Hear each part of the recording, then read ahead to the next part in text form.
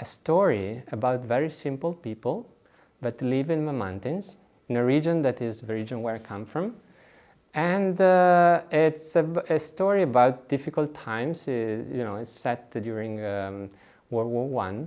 This family that goes through these difficult times, but finally managed to hang in there and recover from all this destruction.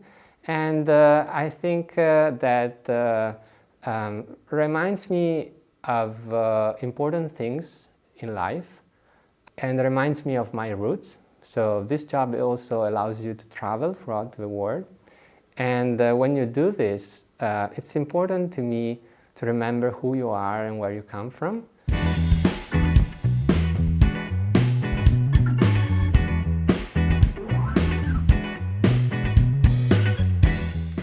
So there was not a precise time in which I decided to become a scientist. I think it was a gradual decision. And I think it started in high school when I attended a course in biology.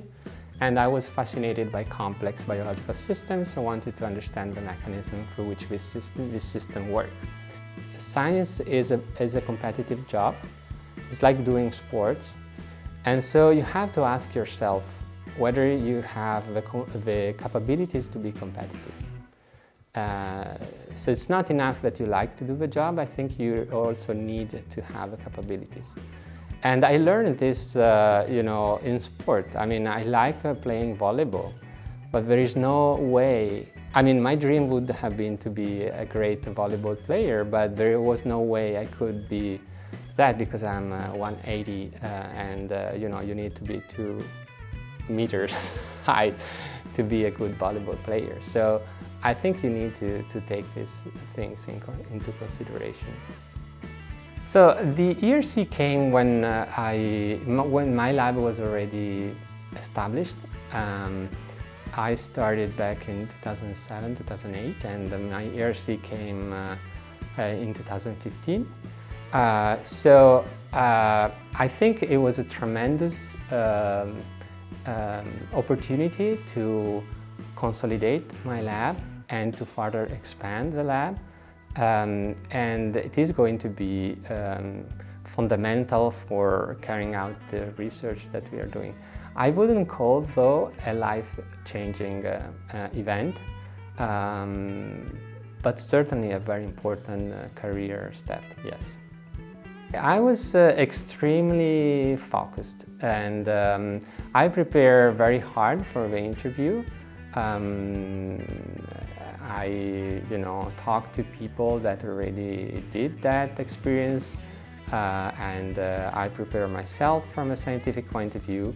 And I remember that I was telling myself to be extremely focused and do 100% of my capabilities, and then it would be their decision. So I received this email from EU saying that there was an important communication, and I had to go to the web page.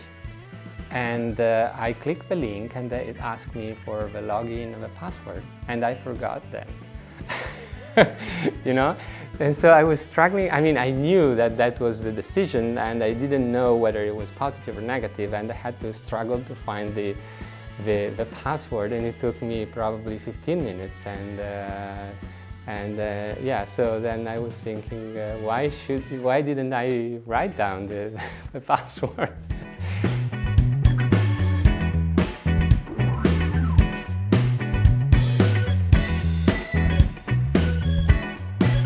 Our brain processes sensory information.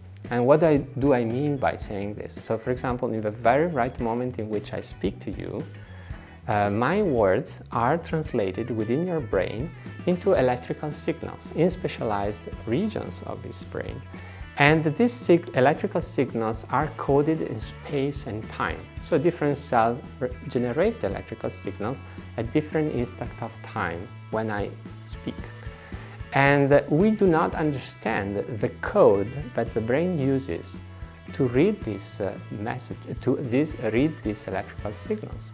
And so our technology will be used to crack this code, to understand how the brain interprets these electrical signals to make sense, for example, of a sound or of an image. So the ERC that we're carrying out is about developing new technology that allows us to understand how networks of individual neurons come together and how the activity of these networks come together to generate whole brain functions, okay? To understand what is doing what.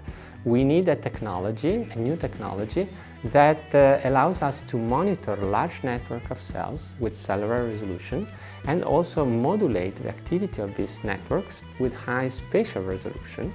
And this is the goal, the major goal of our ERC project. I brought an instrument that is useful for my research, and it's a very tiny and simple object that all of us have experience with. It's a simple pointer. It shows what we use daily to study the brain, that is light. And the light is used to excite specific molecules that are light sensitive, and this molecule can either report the activity of neurons or can modify the activity of neurons. And in this way we can probe the function of neurons in a given brain phenomenon.